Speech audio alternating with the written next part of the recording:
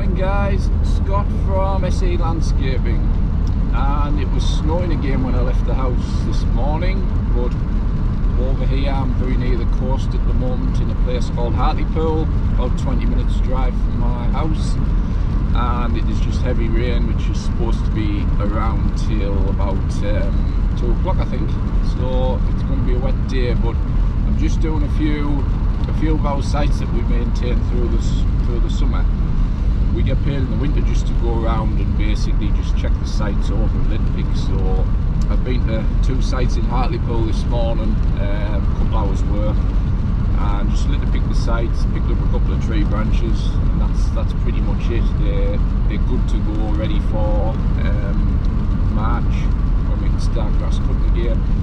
And I'm now heading another 20 minutes down the A19 to a place called Middlesbrough, and it's the same again. I've got 2 sites over there to do.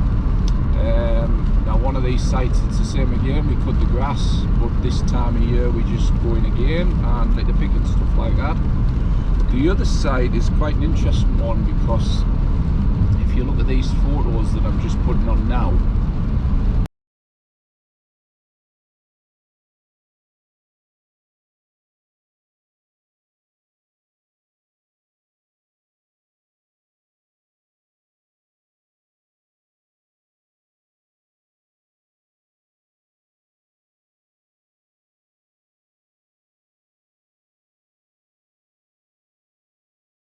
arrived at this site years ago. It was a bit of a concrete jungle.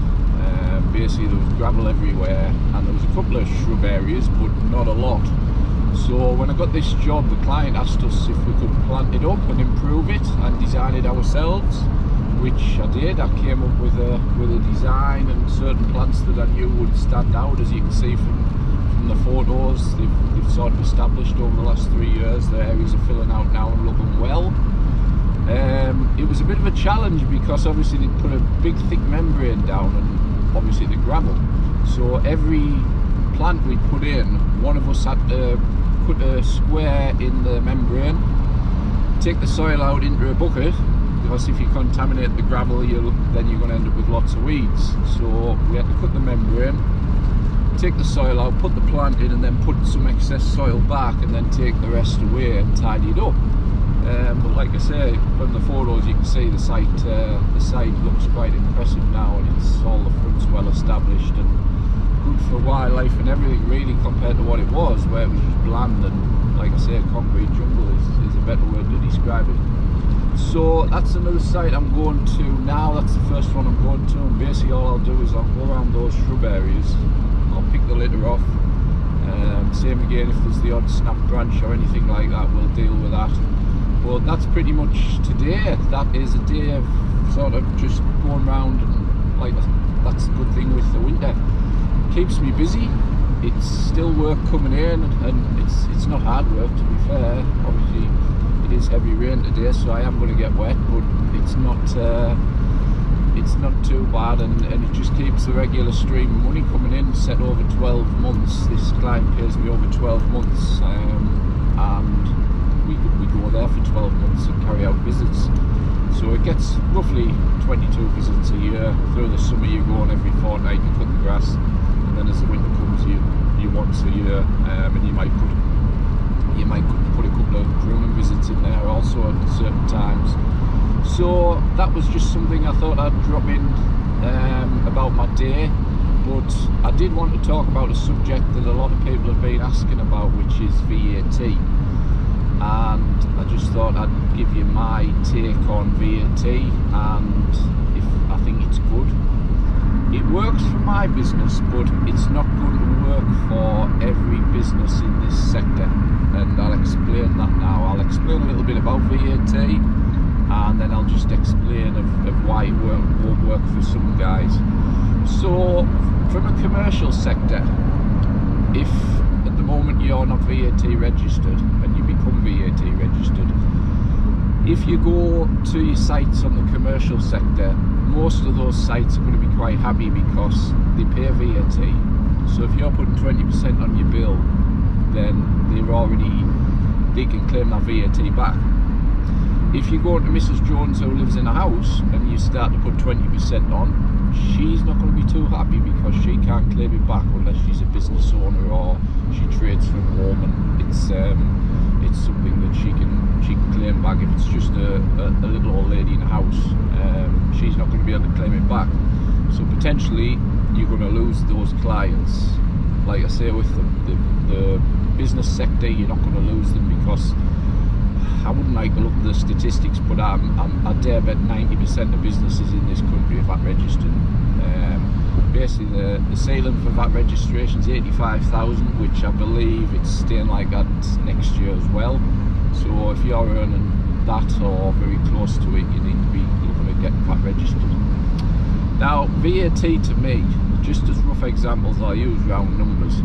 If you're currently turning over £100,000 as a VAT registered business, or you're predicting that next year you're going to turn over £100,000, so you need to go VAT registered, you're going to charge your customers 20% VAT. So basically that's going to be £120,000 that's coming into your bank next year. VAT is paid quarterly, so you do a quarterly VAT return. So every 3 months you put in a VAT return for your sales and purchases in that quarter, and whatever the amount is, you pay HMRC, or if you bought lots of purchases, sometimes they can actually pay you. So coming back to the £120,000 you've got for the year, £20,000 of that is the 20% VAT on top.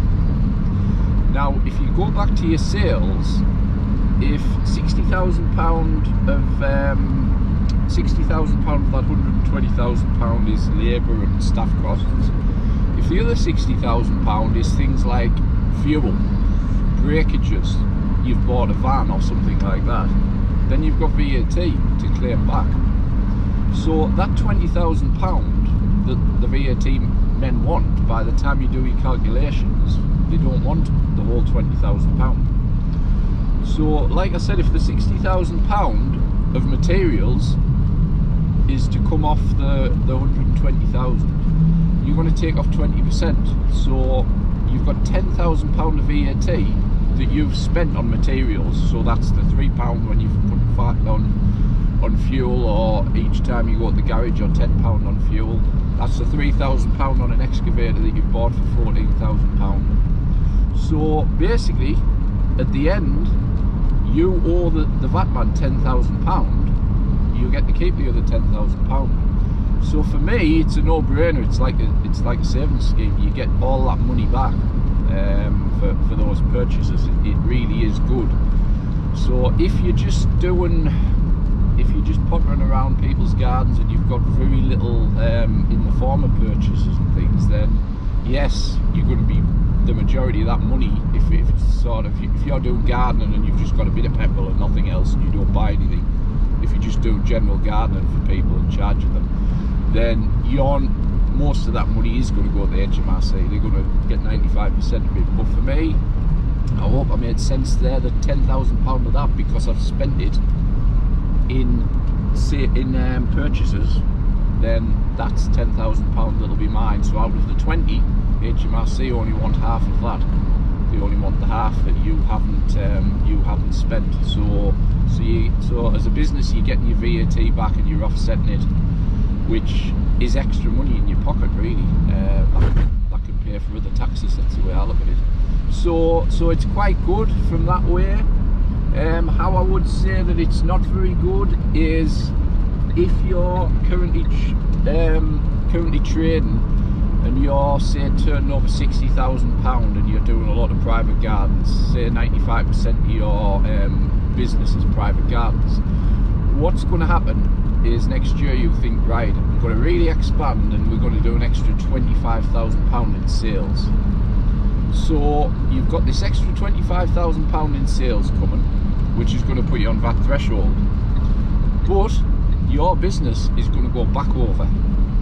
And what I mean by back over is you're working, the majority of your work is in the private sector for Mrs. Jones and Mr. Jones and Mr. Smith. So what's going to happen is you're going to have £85,000 worth of sales on day 1 of April. When you start putting your bills in at the end of April, these people are are going to be like, what's this extra 20% that I'm paying you? And you're going to be, well, it's VAT that I have to charge you. And they're like, oh, we can't afford that.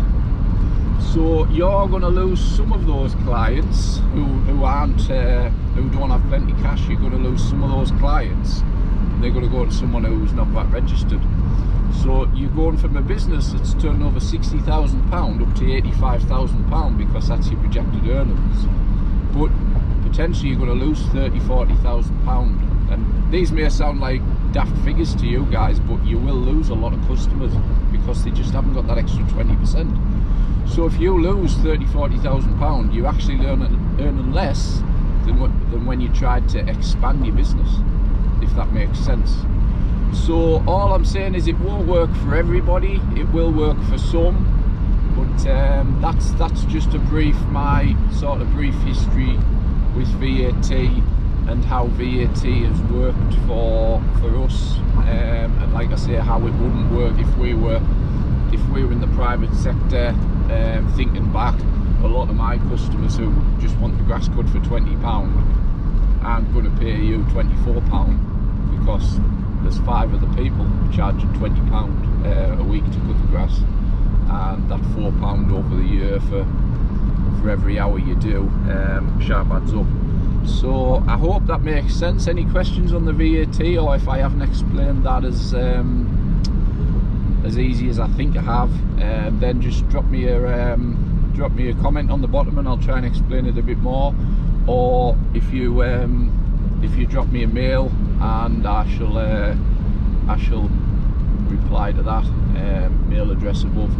So thanks for watching, guys, and I will see you on the next one.